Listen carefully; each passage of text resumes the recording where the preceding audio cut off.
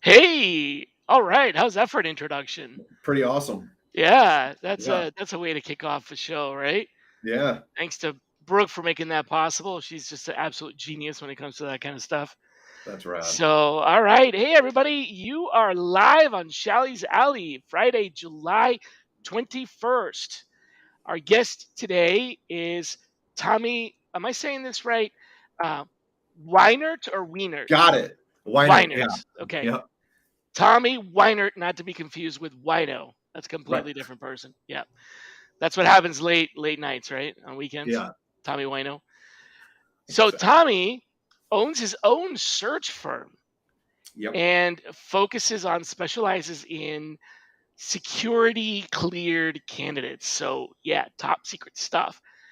And he's based out of Seattle, is that right? San Diego. Oh, San Diego. Okay. Why Yeah. was I thinking Seattle? Second best Yeah. West Coast city. Second best. Okay. All right. All right. Seattle is, right? Is what you're trying Correct. to say? Yeah. Okay. Right. Yeah. I do like San Diego.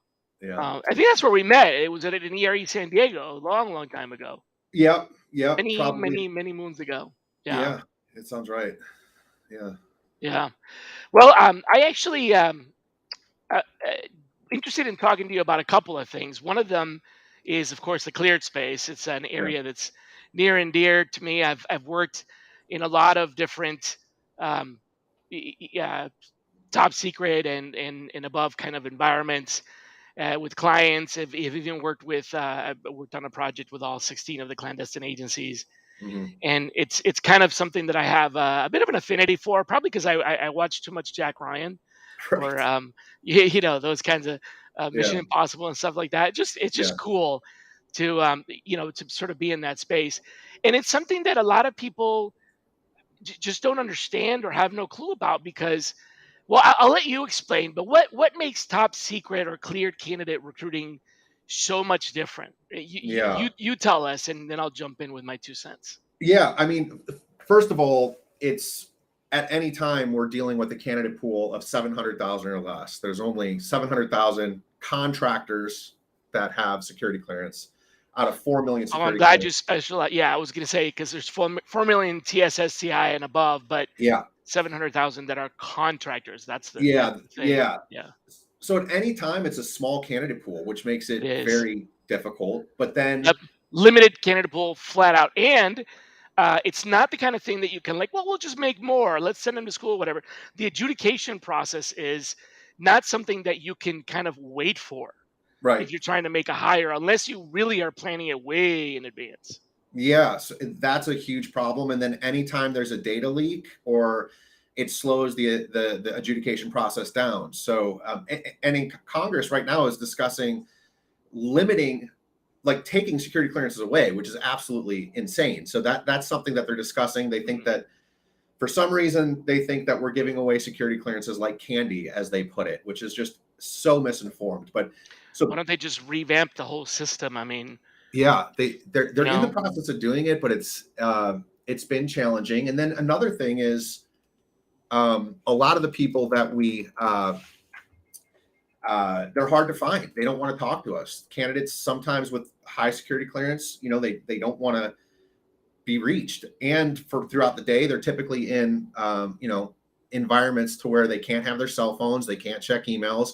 So it's a very tricky environment to work within, but we love it. I've been doing it since 2008, and my wife and I run the company.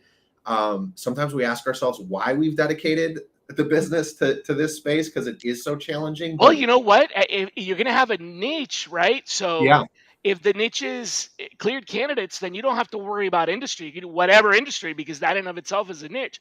As long yep, as you have something you specialize in, you have a shot at an enduring going concern, you yeah, know?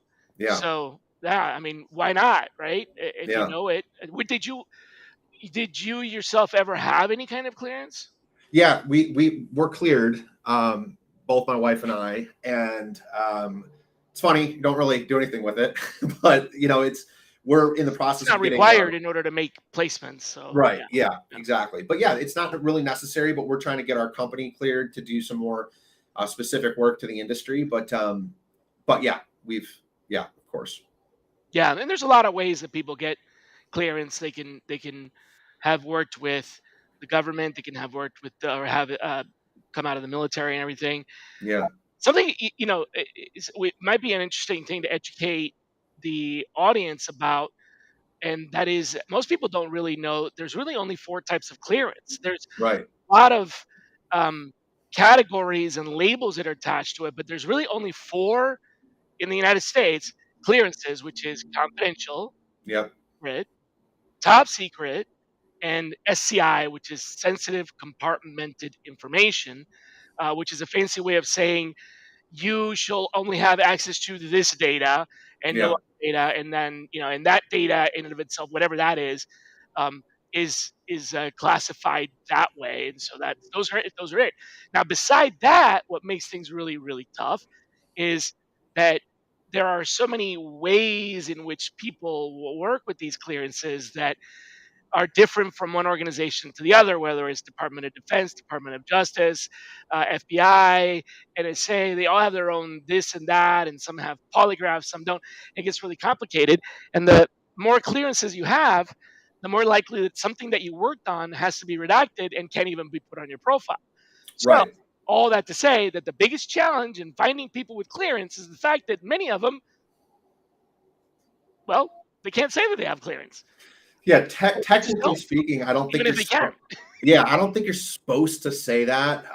Yeah, that you have one. So it I does don't make think it difficult. having clearance is in and of itself confidential, Yeah. but if you have like SCI HCS-P, or Right. if you have Yeah. SSBI CI Poly, now we're talking about, okay, this person has access to something specific that may make them a target for blackmail or Yep. terrorism or kidnapping That's or who the knows what, right? that's the one thing that I think most people don't understand about clearances is what the government is most concerned with is your susceptibility to blackmail. I mean, that's like the Yep, number one thing yep, is that's they. what the Poly is, Yeah. So especially the full scope, right? and then to your point too, that the agencies they don't honor each other's clearances sometimes. So so it gets to be a big mess Yeah, sometimes. it But is a big mess. That's yeah, right. At least the good news is if you've got top secret, then some of the other things you can kind of, tack work on just on. But yeah, yeah, so doing a search, I did many, many searches, probably not anywhere near as many as you, but doing a search, you kind of get tangled up with all these different acronyms and keywords. But I got to tell you, man, I'll share my favorite tip and then yeah, you'll share your favorite tip. Not that we're giving anything away here, but yeah, my favorite tip is it's easier to find what's not on the page than it is to find every possibility of what could be on the page. right, That sounds cryptic and it's not meant to be, but what I'm saying is if you really wanted to capture every top secret, let's just start with that because confidential and secret ain't that, it's not that big a deal with some of the things that you and I have done. But top secret and above is where things start to get fun, right? If you're looking for top secret and above and you want to capture every possible abbreviation or keyword or whatever, we're talking about several hundred different ways that these are put together, from abbreviations like ISSA and SAP and all that stuff. So looking for all of these things would be a gigantic gargantuan Boolean string, the yeah, likes of which you've never seen. Or you can look for the absence of things, like, for example, if I have this and that on my profile, I very likely, let's just say if I live near McLean, Virginia, in this particular zip code, it's very high probability I probably work at the NSA. yeah, Just saying, right? yeah, yeah, Or looking for things like the word declassified mm, or unclassified. Who puts declassified or unclassified on their profile? Well, someone who's also worked with the opposite of that. right, So, yeah. what's your favorite? So somewhat similar. So it's Dang it! I stole your thunder. Sorry, no, man. I'll give you two because there's one I really like. I'll start with that one. Is so for example, we use NSA. Those folks typically have like the highest clearance possible, and Old they're not school out there FSA advertising it. Poly. Yeah. Yeah. So what I did was when I was really having a hard time finding people, I literally went on Google Maps, and the first thing I did was I would look and say, okay, what buildings are around the NSA? What companies are around there? You could see the names pop up on Google Maps. So I was like, okay, Yeah. obviously people at those buildings have the Contact. clearance. Right. Yeah. You might not Or even be able to, like you were talking about, get into the parking lot yeah, with your truck. You might have to like leave it in your car, or not even bring it in because, or even if you bring it in, there may be a dragnet that like blocks radio communications. So yeah, the fact that totally. you're like on the grounds of that area, you're probably involved Yeah, and a somehow. lot of the locations are kind of like out in the middle of nowhere. So the So if you live population there, around the yeah, bases are supporting the base. So yeah, we did. I used to do a lot with Google Maps. Like literally, I went to Street View once and walked around on Street View, and you could read the signs on the buildings, and you could be like, "Oh, that's a defense contractor. That's a defense contractor." brilliant. Read the signs on the building. That's nice. So you Yeah, like so virtually walk it, the virtual tour. totally. I mean, you can go down the rabbit hole real quick, but like that's the stuff I do when it's like I can't find people. And Yeah, I start looking at stuff like that. And I'm like, the, okay, the how can I apps get and stuff, creative? or what else? The ancillary. What's around there? Companies, locations. Yeah. There's a here's another one, and I don't want to go down this rabbit hole too much, but like military service, for example, certain um, certain like crosswalk codes, or the Army calls them MOS, the Marines Yeah. call them MOC, the Navy calls them NEC, and the Air Force call them AFSC. But basically, it's that code Yeah. um, that that is your sort of job, like your job code almost. There are several job codes that you just don't have, like for example, certain communications equipment Yeah. or access to keyhole, for example, that if you have clearance because Yeah. that you to do it, you were there, and you may have left the military, but you still have that ability to get reinstated sometimes or whatever. So yeah, Yeah. And it's that's also pretty like cool. when you're in the industry long enough, all you can start, you understand the contracts. And so I know on this contract, that contract Hmm. requires that clearance. So if somebody's profile comes up and they're on that contract, or I figure out they're on that contract, I can infer what clearance they have. It's the really good defense recruiters know how to infer the clearance and just say, "Oh, we have this Right. clearance because of X, Y, They and worked Z." on this, so they have that. Yeah, They worked on the Eagle project, so they have that, right? yeah, Yeah. yeah, So that brings me back to one of the things that we wanted to talk about, which is um, you're very big on, as you refer to it, old school. Now, that's not just because you and I are both old, yeah. but what you mean by old school is what exactly? And your emphasis is on what? Well, I guess the way to sum it up, it's outbound, right? I mean, Okay. it's It's outbound. finding and reaching out to, okay, Yeah, high got it. touch. I think the phone is the best way to get in touch with someone. I believe that I don't believe there's a difference between a candidate on a job board and a candidate on LinkedIn as far as quality goes. I know, a lot of people think that for some reason passive candidates are better than active candidates, which are, I don't agree with. But to me, it's recruiting is sales, and it everything stems from that. But um, starting with that and then learning all the cool new things, utilizing the new technologies. But the basis is always your search has to be good and your outreach has to be, aggressive, for a lack of a better term, because there's a ton of noise in the market. My space is highly competitive. Well, hold on though. So like, Yeah. just I wanna challenge you with this Hmm. right here because it can be a point of contention. Yeah. Um, you and I accept the usage of the word aggressive in a positive environment, but Correct. for other people that may not be the case. So Yeah. let's you and I can agree that aggressive is what is the proper positive way of aggressive is to be persistent and not give up. And, so that's, but some people interpret it as stocky or stalkerish or whatever. Right. So really what we Yeah. mean here is assertive and uh, not taking no for an answer, but not in the pushy way, as in like the candidate says no and you keep pushing, but not taking no for an answer for Right. yourself, like not giving up. Like if you reach out to somebody, this is a challenge that I have a lot when I'm coaching recruiters, and they say, "Well, Mike, you send out how many messages?" Because I've got a Yeah. 7 message cadence, and they're like, "That's too much. That's a cadence, and it's like it's aggressive, right?" And they say Right. aggressive now in that environment as bad. That's not good. That's aggressive Right. is bad. Well, hold on a second, pause for a minute. How do you know they even got the first message? So you don't 100%. even know if they got it. So to the person receiving it, this is not 7 messages. This may be It's only one. one because they Yeah. didn't get the first one, or they didn't get the one to this email. You send it to the other email, or they didn't get the email Yeah. at all. So you text them, or they, so it's not, it's 7 attempts, but it's not Yeah. 7 messages that got delivered. It's not like you're, in their face. So I just want to make sure that people don't think what you mean aggressive is the other aggressive.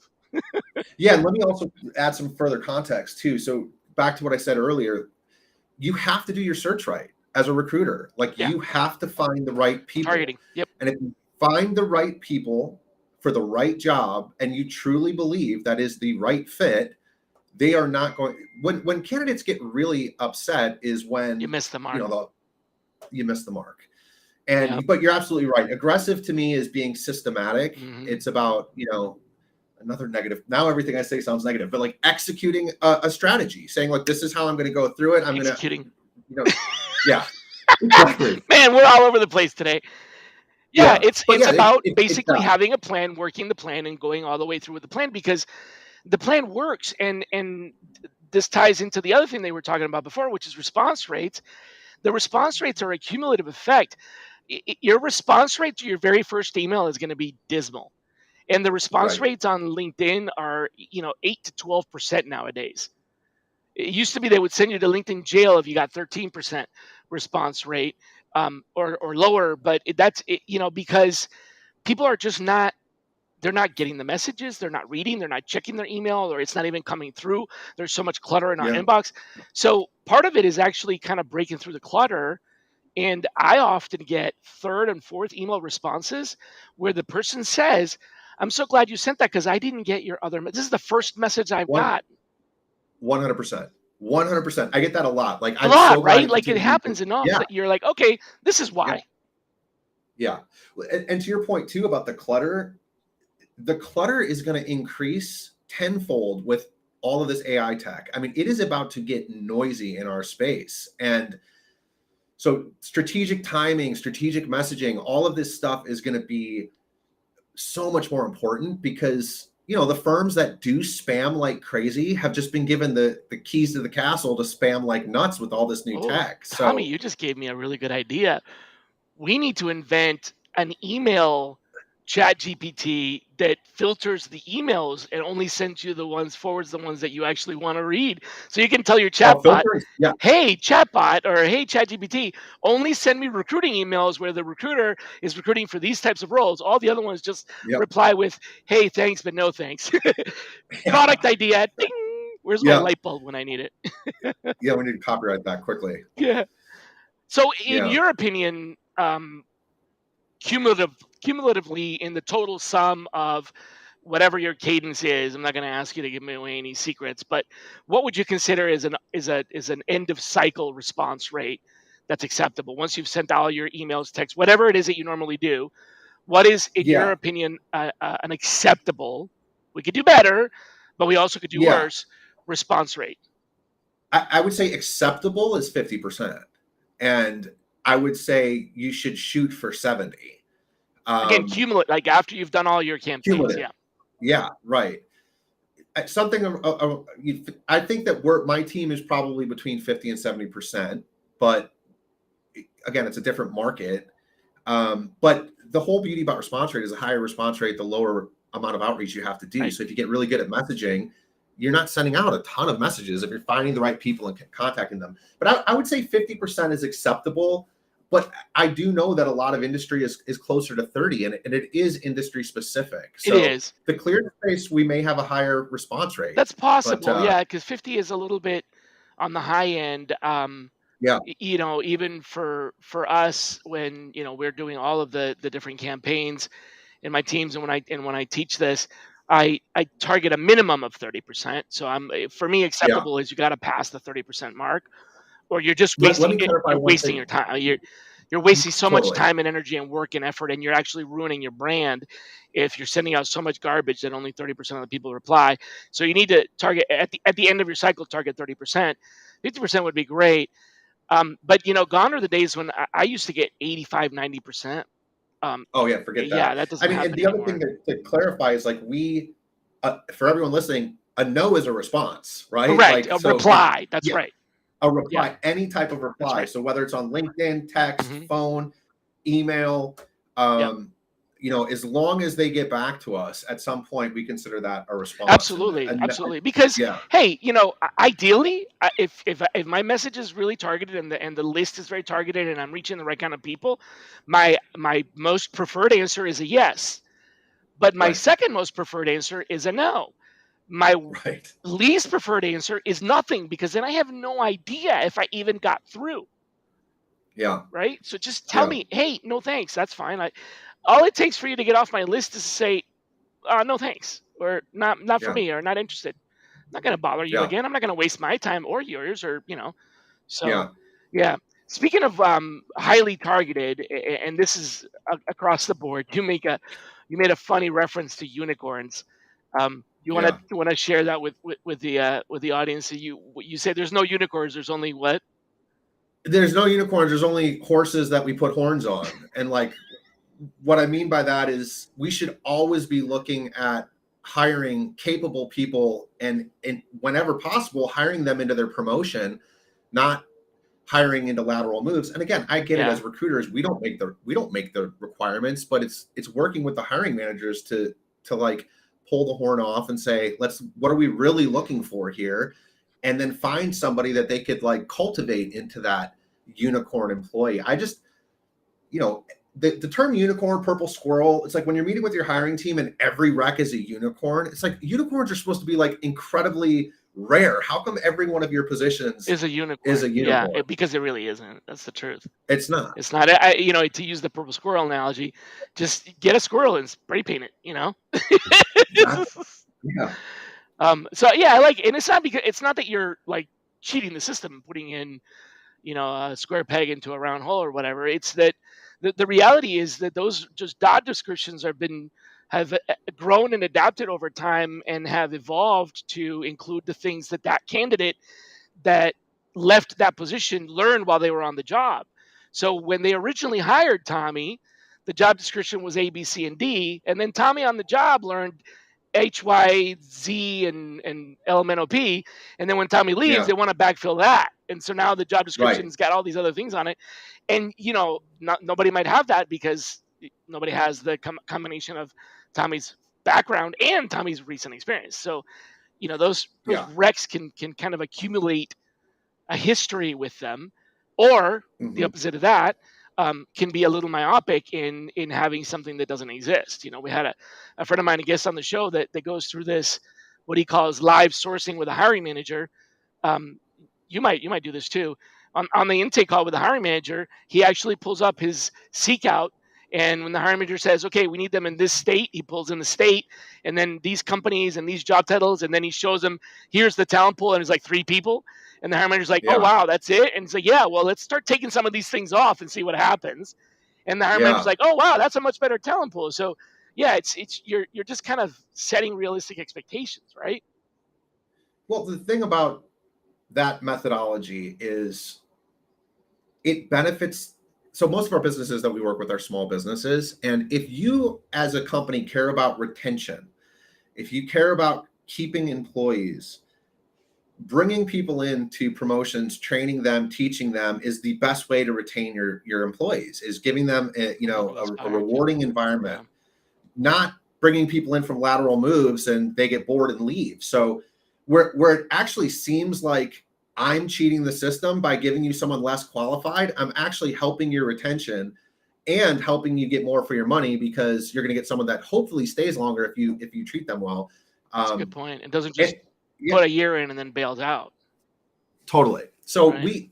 I think it's a really, really good methodology for all companies, because if you look for people that are constantly promoted and you're promoting them into their next role, I mean, it's a really good baseline for how you can bring people in. And, also from an HR standpoint, like, you're not bringing everyone in at the max of the pay band. You're bringing someone in lower, and they can grow within the pay band and earn actual raises versus cost of living adjustments. So it helps the candidate, and it helps the company, and it helps the recruiter. It's a no-brainer. It's a really good strategy.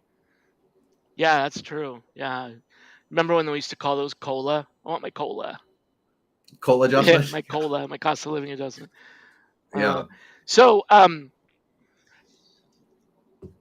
what? Let's like travel back in time. What captured your interest and attracted you initially to recruiting and sourcing? 100% desperation Okay, is what got me that's there. what captured Like, your interest.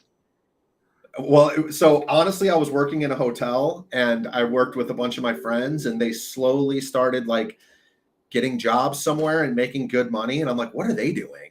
And I quit my job and didn't have a job for like a couple months, and was just living by the beach. And I needed a job. And so I went and learned how to recruit at this small company that was like insanely good at training recruiters. And they Oh, really, cool. it's a huge company now, but they were a small business Yeah, when you got we lucky. worked for A them. lot of recruiters don't get good training. They just kind of get tossed into the Yeah. deep end of the pool, and you Yeah. know We got insane that's training, like awesome. insane training. Yeah. Yeah. Like a really intensive hands-on training course. In my interview, they made me call someone, and with zero recruiting experience. In the interview, they're like, get on the phone. I'm like, what? Just to see how you do. And Yeah, you might bumble it totally. around, but yeah. Yeah. So you So got that's how I into got it out into of it. desperation, but why? So what captures your interest now? What keeps you in it? It can't be the same thing, Um, no, or something went horribly wrong. that would be really bad. I'm a passionate person, and I know the space really well. And my wife and I started this business in 2018, and obviously we have the energy of owning our own business. Mhm. But I just think we're really good at it, and I think that it's a space that a lot of people recruiting is a space that I think a lot of people don't really understand how critical it is to organizations' growth. Oh And yeah, especially in my space, recruiting can really affect, I mean, it does affect every company. The defense space is ultimately just a large staffing space. And companies live and die by a their lot of musical recruiting. chairs too. A lot of Totally. rotating. Yeah.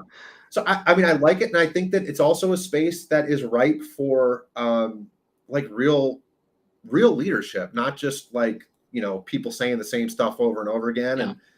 And we're just really passionate about it. And I never thought I would be, but the older I get, the more I really, really enjoy it. And we have the opportunity to train a lot of people too, and we get a kick out of training teams and helping people see the light on different ways of recruiting. But it's something we've become very passionate about. Cool, cool. What's Yeah. been the most unexpected benefit of being in the industry?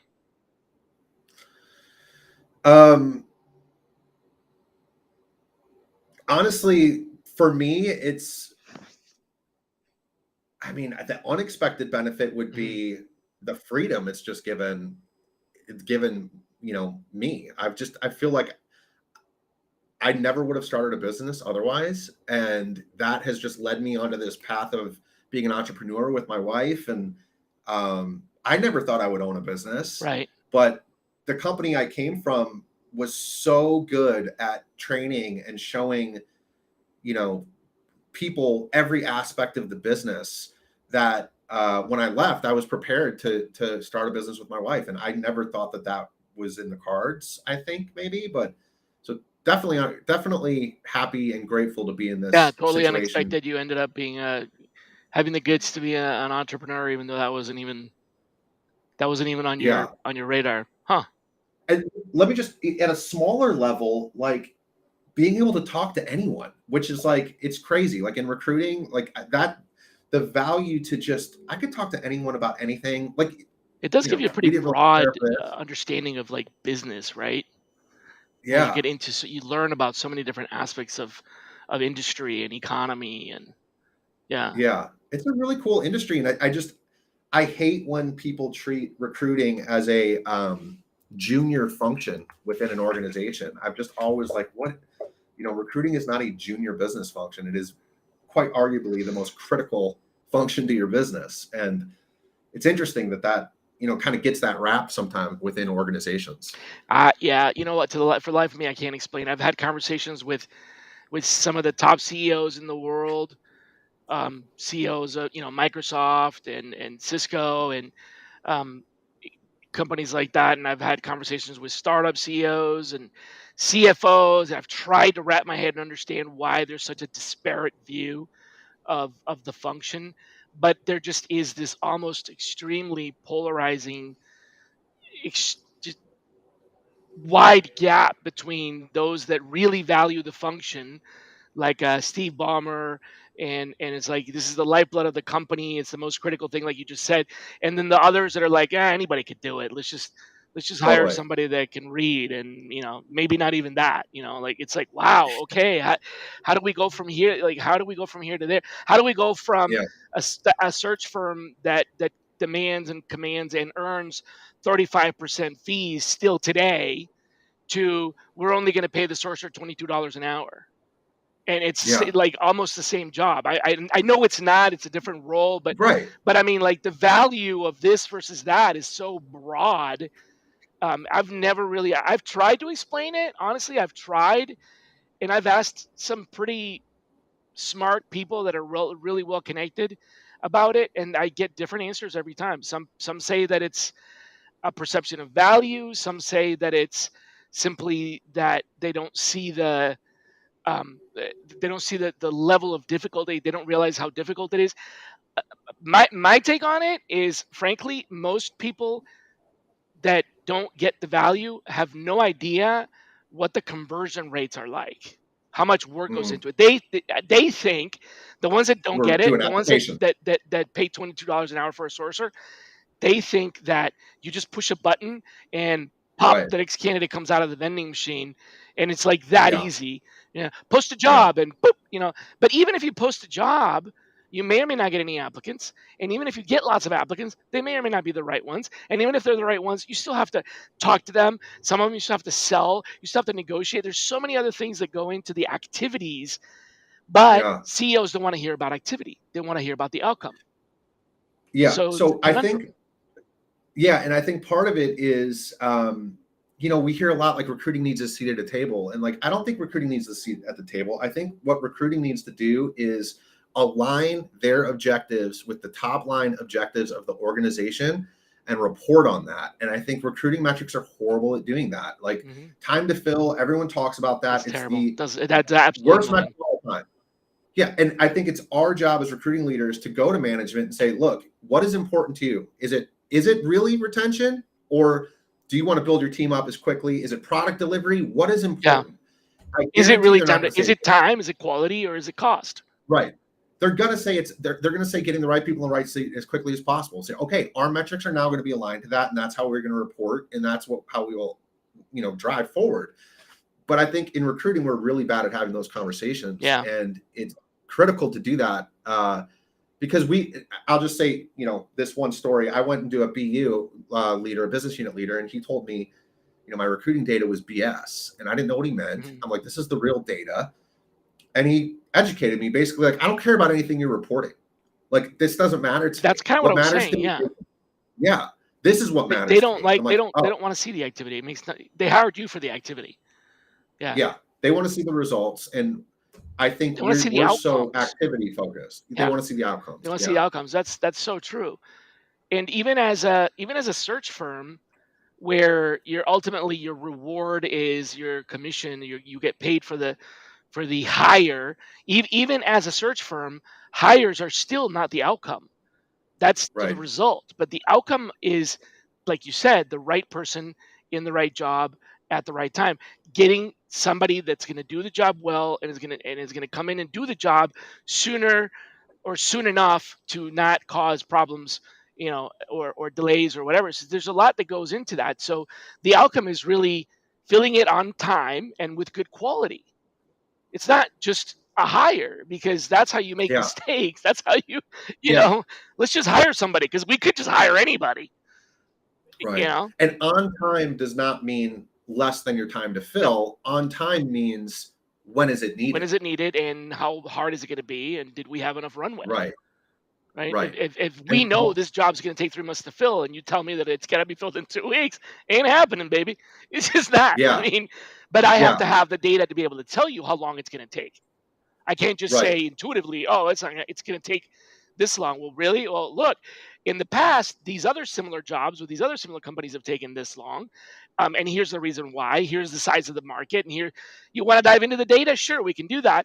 But let me tell you, this is how long it's going to take. Set the expectations, right? Otherwise, Yeah. you're just destined to um, take a nosedive. And as far as the seat at the Yeah. table, Tommy, let me ask you this: Yeah. how did they get to the table? They got recruited.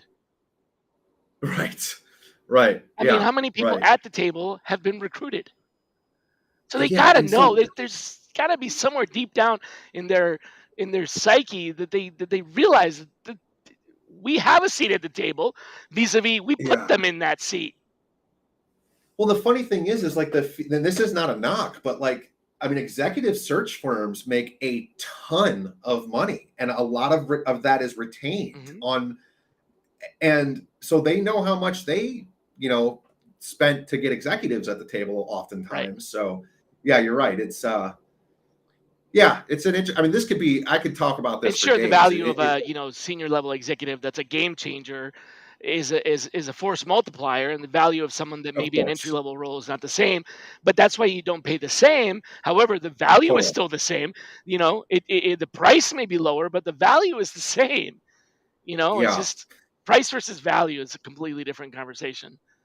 Um, yeah, yeah. so what? But back to original point, Yeah, you had two real quick. So the paired, like the hiring manager sourcing that you mentioned, like doing the live sourcing with the hiring manager, that's a great way to like start getting them into our heads and seeing what we're dealing with the market, and being a little bit more collaborative, and kind of, elevating the reputation of the function. But anyways, very wise for one so young. What is the single most difficult role you've ever worked? And I'm interested in the why it was difficult more so than the, you know. oh, I know exactly what it Yeah, most is. people do. Most people know exactly what it is. Yeah, It's the it hill you was. died on, Yeah, sometimes twice. I don't want to say too much, but we were. This is crazy. We were hiring F-15 instructor pilots to live in Saudi Arabia and teach the Royal Saudi Air Force how to fly the F-15s that we just sold them. And so they had to be US F-15 pilots. As you can imagine, the fighter pilot community is very Yep, small and very connected. And once we called one and told them what we were proposing we word pay, got out. I think that one person just told all of them, like, this company is going to call you and they're nuts. And so every time we call these fighter pilots, they would just, we did end up hiring a couple of them, but I'm not kidding you. We were $200,000 short on salary from the first offer, Wow. 200,000. So they were demanding like 300 to 350, if I'm remembering correctly. This was a long time ago. And I mean, that was nuts. That was absolutely crazy. And think about the job. Like, they were teaching people how to fly fighter Why didn't you jets. just call Tom Cruise? I mean, really, just Totally. I know. That is the hardest. That's the hardest thing we ever worked. I And bet. I had I remember. something similar to that. Not that hard, but it was test pilots Hmm. for a different scramjet. So in the U.S. not anywhere near as hard as like going somewhere else and all that, but it was test pilots, and my creative solution to that, I'm not I'm not shy to tell you, is I ended up figuring out that a lot of them were hobbyists and used Right. RC their remote control jets in their spare time and with their kids and whatever. So a lot of them actually like join these clubs and go on these airfields where they could fly these fake combat mini remote control jets and Yeah. stuff like that. And I was like, wow. So I found a couple of these clubs, reached out to the clubs, and like you said, that once word got out in the club, all the club members are like, hey, check this out, this is pretty cool. They're testing this new Yeah. technology. And so that was pretty interesting. Another time I had to hire a Flutter engineer. I don't know what that is. They're the ones that it's a combination between, you can't get this degree anywhere. It's a combination between material science, statistics, and math. They're the ones Oh that wow. use telemetry to measure the flutter of wings in supersonic jets in order Oh. to detect at what tolerance levels, how fast they can go, what the material. So they're basically taking the scramjet to the limit until right before it fails, and they got to test that with telemetry and calculate it so they can make improvements on it. It's nuts, and the reason Yeah. is So because yeah. nobody goes to school for that. You have to have Yeah. these three very different skill sets come together, and there's not that many jet makers. Yeah. Supersonic jet, there's Wow. only a That's few of them. So yeah. That's it crazy. was really weird. Yeah. Nutty stuff. Yeah. So yeah, thanks for sharing that. Well, Yeah.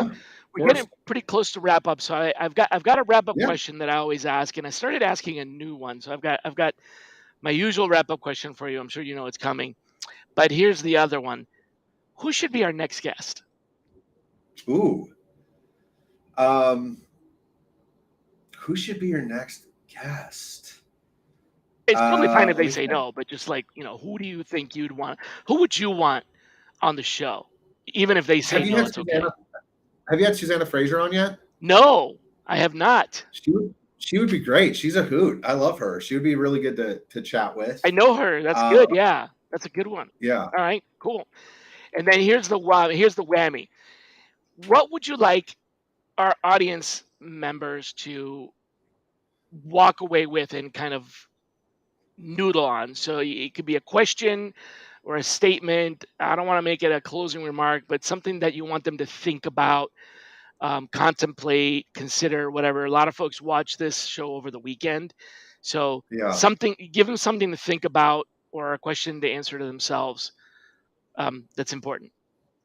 Yeah. I mean, I think it goes back to, well, let me say two things really quick. The first is considering a career in cleared recruiting. I mean, it is a incredibly stable market. I've been in it since 2008. If you remember, something pretty bad was happening around then, and I mean, this has been a very stable market. So for recruiters dealing with layoffs, you don't have to have previous experience recruiting cleared people. Just we always are looking for good recruiters in the market.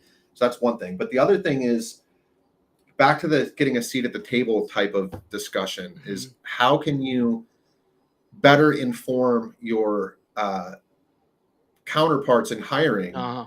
um, about the saying is always recruiting is broken, but it's not. It's hiring. Hiring is really wounded right now, and how can you kind of help inform your leadership and your hiring managers that they play arguably a more critical part in the hiring process when it comes to metrics than we do as recruiters, since the ball is in their court for the majority of the process. So it's how do you have those informed discussions with them? Um, that type of discussion benefits the entire industry. So that would be my people would noodle on how they could accomplish that. I think that's what I'd want them to walk away with. That's cool. And I see what you did there. You used critical in both senses. You've got critical hires, and in this case, critical as in like in the ER, on the verge of. It's, Right. I didn't mean to do that. So I hey, picked up on it let's though. That go. was good. That was crafty. I like All right. that. I like that. That's really good. Yeah. So think about what your role can be in elevating this conversation. Forget about the seat at the table and lofty ideals. Just convey the point of view that our metrics are not really doing their job, that we need to look at outcomes, and how do we have that, what do we need to do to present this so that they start getting the value and not just looking at us as, resume screeners. Yeah, it's a partnership. I mean, it's a partnership, Yeah, but 100%. what do we need to do to prove, like, Yeah, what do we need to show, what do they need to see so that we can prove it? yeah. Yeah, that's pretty cool. You got some applause from the audience. Oh, good. Awesome. Wow, man. Well, hey, this was great. I kept you a little bit more than the 30 minutes I promised, Yeah, but that usually happens. We have so much fun. I need to just tell people this is an hour long show and then end it yeah, early. That's what I need yeah. to do. No, I appreciate you having me. It was, Thanks so much. yeah, it was a great This was time. fun. Yeah, thank you. Yeah, cool. Well, everybody, have a great weekend. We'll see you back here next Friday, and be kind to each other. Take care.